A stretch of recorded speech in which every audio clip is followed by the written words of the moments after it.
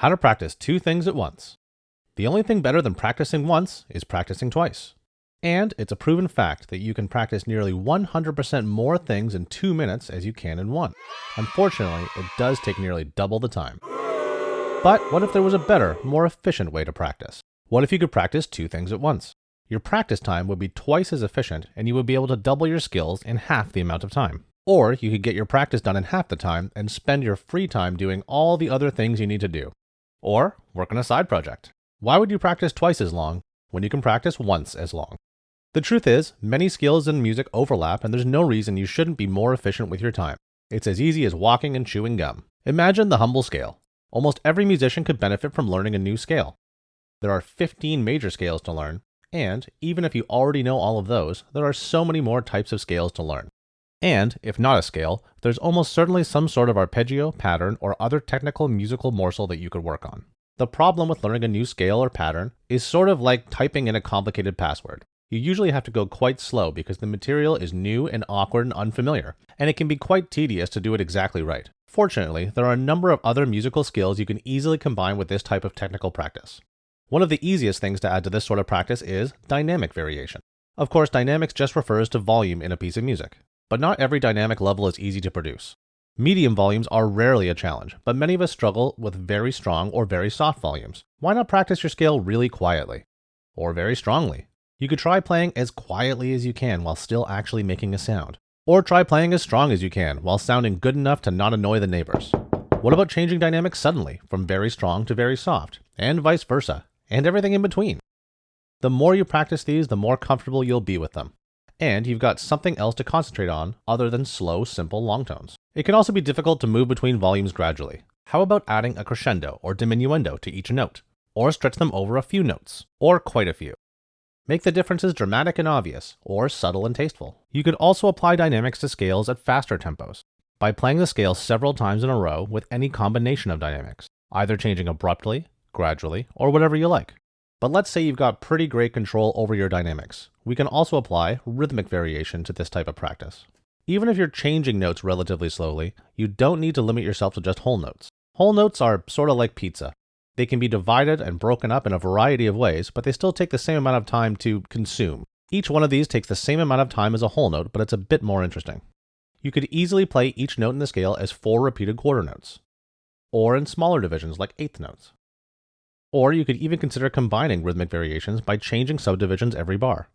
The possible combinations are endless, but they're certainly not limited to these relatively simple technical variations. Some rhythmic variations may be inspired by different styles of music. Denser rhythmic variations are good for practicing speed and consistency, while stylistic variations are good for practicing feel and expression. But maintaining clarity of articulation for any variation is incredibly important to your overall sound quality. And speaking of articulation, accents are another great addition to scale practice. Try a scale in accented half notes and experiment with just how strong an accent you can perform. Attack each note with the power of a blacksmith's hammer, as if they were releasing their frustrations from a particularly challenging morning commute. Or try staccato quarter notes and strive for the lightest, subtlest, most perfectly clean attacks, like tiny water droplets leaking from a beautiful faucet that I promise to finally fix this weekend. Or how about buttery smooth legato tenuto eighth notes, each one connecting almost seamlessly to the next, like a subway train gliding over tiny, almost imperceptible seams in the tracks that are calm enough to convince the blacksmith to take transit instead of the car. Next up is tempo control. If you ever have trouble staying in time with a metronome, make that the focus while playing a scale very slowly. Count carefully in your head while playing, or out loud if your instrument allows it. It's not terribly difficult to play a scale very slowly, so you can use more of your mental energy to focus on counting along with the metronome and staying in time. Or adjust how you use the metronome completely. If you're playing the scale at 100 beats per minute, why not set the metronome at 50 but maintain the same tempo? This is commonly known as cut time. The goal here is to stay in time with less help from the metronome. Jazz and pop players often find it useful to mentally place the metronome on 2 and 4 instead, in order to emphasize the backbeat that is at the core of those styles of music.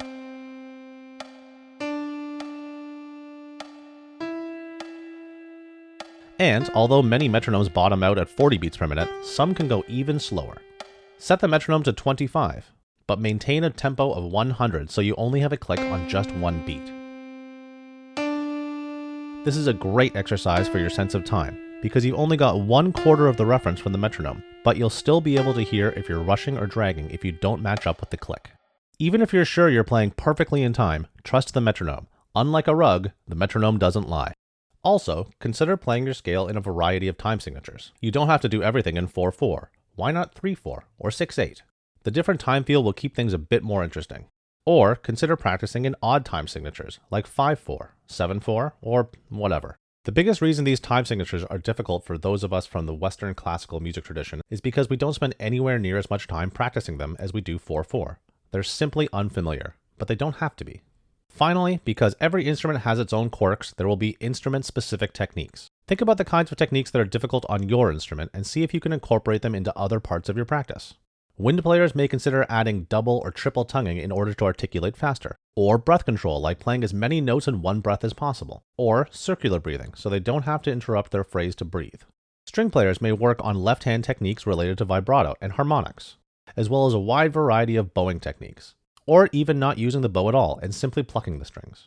Vocalists might work on vowel sounds for long notes, or do rhythmic variations with tongue twisters and practice difficult diction and pronunciation. Guitarists have lots of things to practice, like alternative picking techniques. And many musicians would benefit from playing long tones with a tuner and maintaining proper intonation. Eric. Of course, some musicians might find it challenging enough to simply play the correct notes and rhythms, and that might be a huge win. But others might be ready to add any number of variations in their sound production, technique, or rhythm. Regardless, the goal of every practice session should be the same: efficiency. Remember to like, comment, share, and subscribe, and check the description for links to more videos. Thanks for watching.